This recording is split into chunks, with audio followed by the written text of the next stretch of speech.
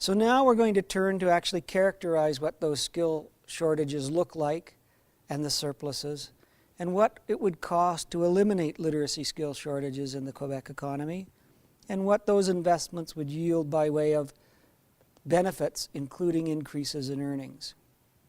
To start with the numbers, about 62,000 Aboriginals out of the 79,000 Aboriginal workers in Quebec are in literacy skill shortage, a frighteningly high percentage. Fortunately, 47,000 of those 62,000 workers, Aboriginal workers in shortage, are in literacy market segment C and D, who don't need a very big investment to raise their skills to a level that will allow them to compete fully and fairly in the Quebec economy.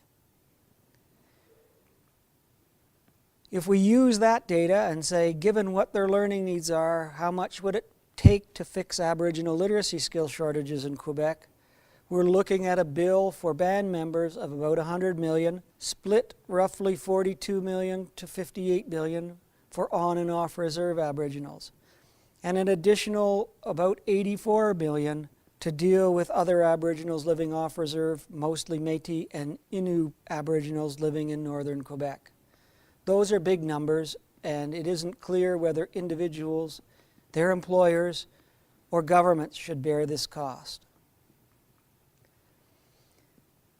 We know from the presentation earlier that literacy skill investments increase workers' productivity, and that higher productivity translates into higher earnings, and the returns on investment in terms of higher earnings are large enough to precipitate returns on investment to anywhere between 109 and 231% rates of return each and every year following the investment. Enough, more than enough, to justify the investments on just strict economic grounds. So we know literacy is a problem. We've done some work to try to identify where the problem is located geographically. I'm going to show you first a map of Montreal, of every neighborhood in Montreal. In this map, the color code indicates the proportion of people with level 1 and 2 skills. Green is the best, and as you move through yellow to orange to dark orange, the proportion of level 1 and 2 people rises. You can see on this chart that there are several areas that are dark orange or even red, and those are the areas where resources should be concentrated and programs should be cited in order to provide access to learners in need. We've also done a series of report cards for metropolitan areas. In this case, we're comparing the census metropolitan area of Montreal to 328 other large metropolitan areas. Montreal actually has a high economic demand for skill, a grade A on their report card. They rank 65th out of 328 communities. They have a huge pool of literacy upon which to draw, 804 odd million points. And the average skill level of an employed worker in Montreal is 285, about 10 points above the threshold for level 3. They're using a relatively low proportion of the available supply, however, only 65%, where the national average is 66, and some provinces and some cities are using between 71 and 80%. Fixing the literacy problem in the city of Montreal would cost $1 billion, or roughly $1,429 per learner who's in literacy skill shortage. This investment would yield a return of roughly $7 billion in increased earnings in each and every year following the investment, about $7,200 more in the pocket of the workers who received the upgrading. And if we were able to find a way to eliminate the literacy skill surpluses in the Montreal area, you could get another $1 billion in earnings from using more of that economic asset. A second example, a map of the Saguenay. Here, what you see compared to Montreal is much more dark orange leaning to red, And those dark orange places are the places where the percentage of level 1 and 2 workers are highest, and those are the neighborhoods who are at highest risk in this fiercely competitive global economy. We've done a report card for Saguenay as well.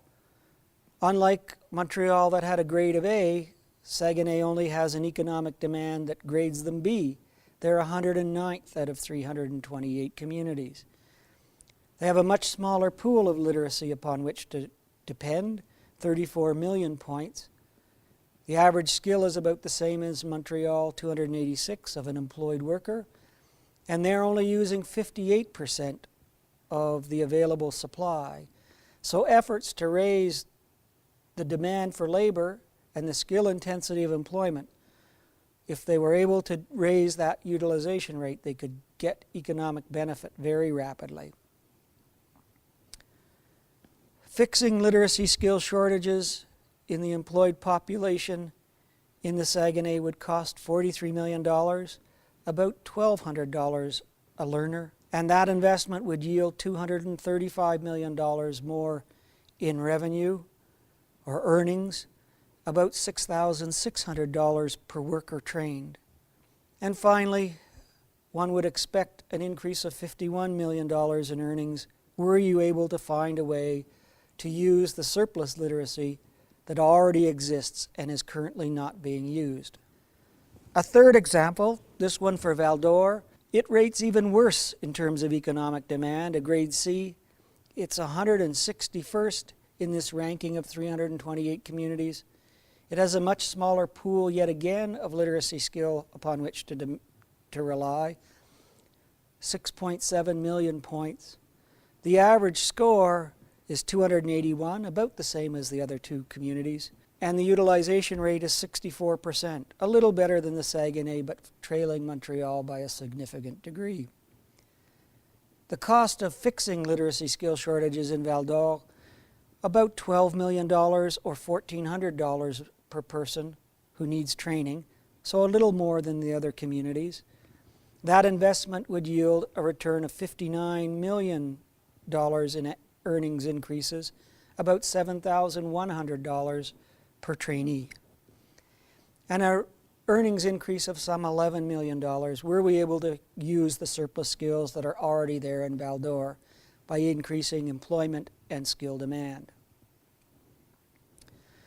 So in summary, I think we've established that literacy skill is important economically and socially, and finding ways to raise literacy skills in Canada and in Quebec will help to make us competitive in the global economy.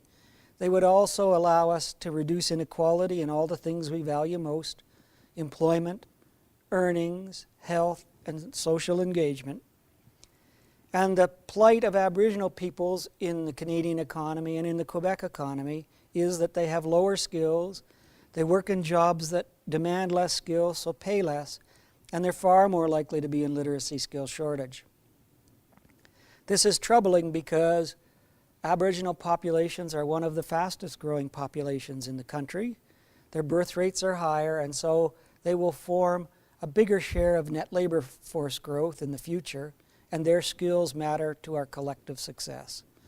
So I hope that anyone who watches this is able to use the data to try to help solve these problems, convince individuals, employers, and governments to invest to make sure that Canada remains competitive on the global stage.